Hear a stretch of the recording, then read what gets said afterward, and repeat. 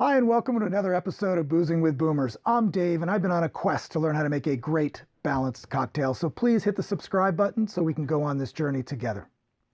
Today, we're going to make the Canadian Confinement, and the history of this drink goes back to March 2020, when we were at our first lockdown for COVID-19. And similar to the Russian Emerald, it is from the Quarantine Cocktail Challenge that was put out by my cousin Judy and her husband Ray. The challenge was simple. Go to your bar, look in the back of your bar and find bottles that you haven't used in a while, and the older the bottle, the better. Well, what's great is you'll be surprised by some of the old bottles that we found actually still make a great balanced cocktail. However, the one thing they did find out is bitters go bad, go really, really bad. So take a hint from Judy and Ray. If you've got bitters that you're not sure what decade you got them from, toss them out, replace them with new ones. You will thank them and me, so you don't waste any good alcohol on bad bitters. So for today's cocktail, I actually found two bottles sitting in the back of my bar. One of which is Peter Heering, aka Cherry Heering, aka Heering, which is what their current label is. And all you really need to know is it is the same recipe. They've been doing this since, I want to say, 1818. They've gone through a few label changes, but what impressed me the most is I took a sip of this with a sip of the recent one, and I really couldn't tell much of a difference. Based on the label, I did some research, and I think it's from the early 80s, which makes sense because I also found a bottle of Canadian Club. Canadian Club, in this case, actually has a tax stamp on it. I know it's tough to see, but you can zoom in. And the tax label clearly states 1980. And these were bought around the same time, so I know we're talking about 40-year-old Cherry Heering and 40-year-old Canadian Club. And again, I tasted this next to a current, so the new label sitting here, and I couldn't tell much of a difference.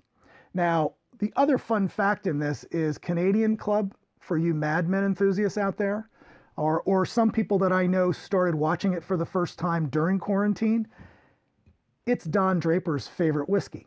And starting in season 4, you will see it show up about a dozen times in a dozen episodes. And it becomes such a popular item as part of Mad Men that there was a resurgence in sales for Canadian Club. And then they stayed as part of Mad Men through the final episode. So go to season 4. And if you haven't watched it all, start from the beginning.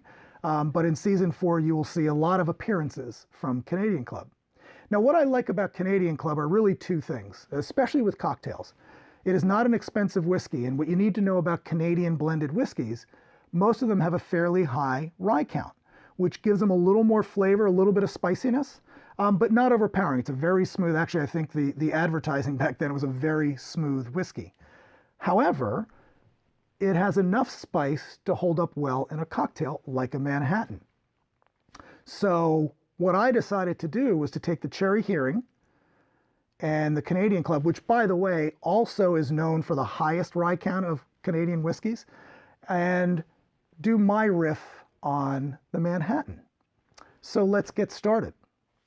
The first ingredient in the Canadian Confinement is actually simple syrup. I found that adding a little bit of simple syrup helped tamp down the heat from both the Peter Heering, I want to say Cherry Heering.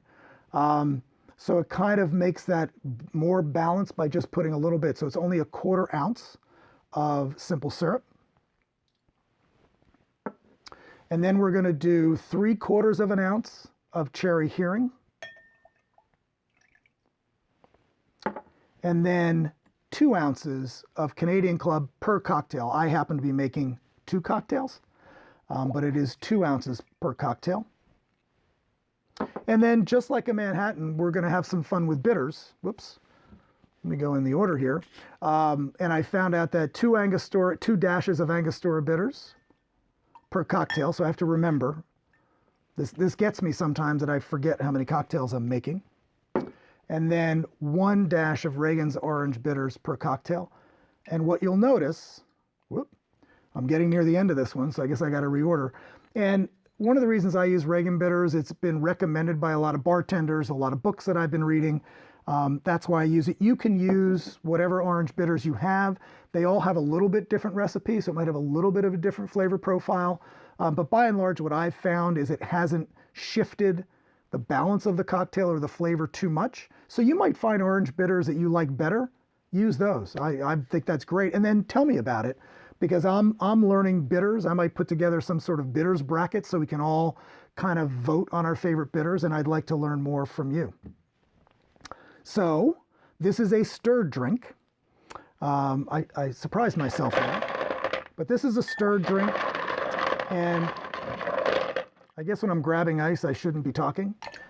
But what we learned is you're putting ice in partly to chill it down and partly to dilute. But the more ice you put in, it doesn't actually dilute it more, it dilutes it less. And that's kind of a key item here.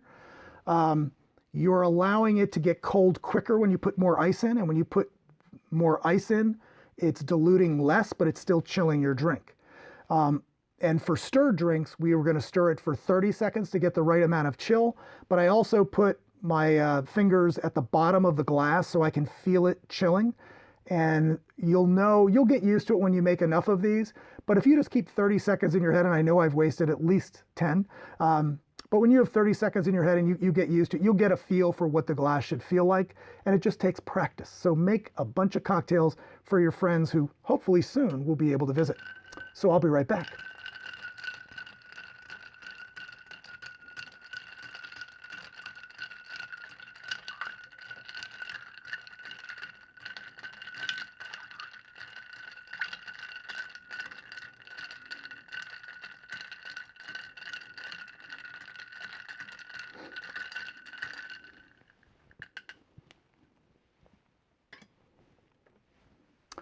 Okay, so I might have rushed that a little fast forward there. I like to serve my up drinks. So an up drink basically says you're serving it without ice. And I like the coupe glasses, which I think are rather elegant, but you can put it in a cocktail glass. And quite frankly, especially if you're on the road somewhere, whatever vessel holds it, the key is put these in the freezer, because when you're serving something up, it can warm up in your hand. And one of the reasons cocktail glasses and these have this shape is don't put it in the palm of your hand, because that will warm it up quicker. You want to keep it chilled as long as possible. So that's why the stem exists, is to keep your hand, the heat of your hand, away from the cocktail so it stays chilled longer. And by putting it in the freezer, you're getting that double duty of keeping it chilled longer. So let me pour one for you.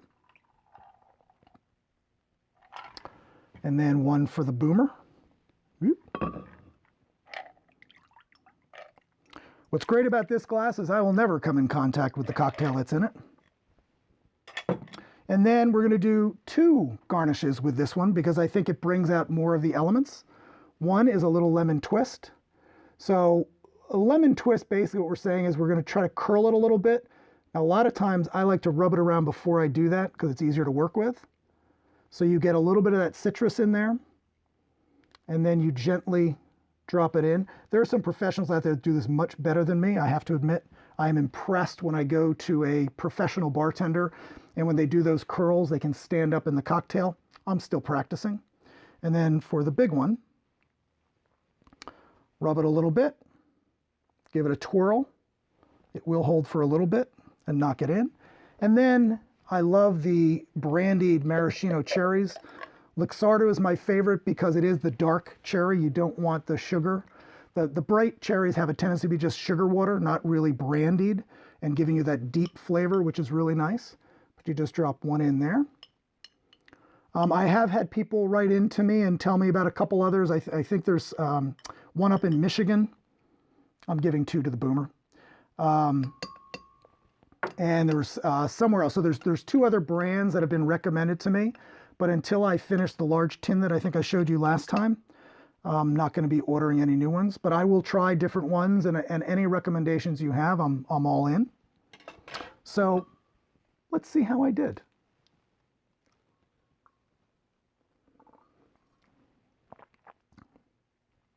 What's amazing about this, and it's interesting, for you Manhattan drinkers out there, I tend to like this a little bit better.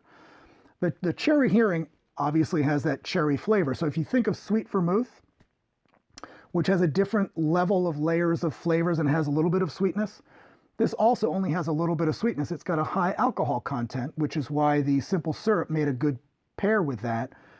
But it also has a brighter flavor to it. So it's a great complement to a Manhattan with sweet vermouth. I play a lot with the different cocktails that are similar because they have a different flavor profile for what my mood is. And what I like, this has got a bright, refreshing flavor, but it's still a powerful drink. So I hope you enjoyed today's episode. If you did, please hit the like button and subscribe so we can go on this journey with Boozing with Boomers together. Thank you and cheers.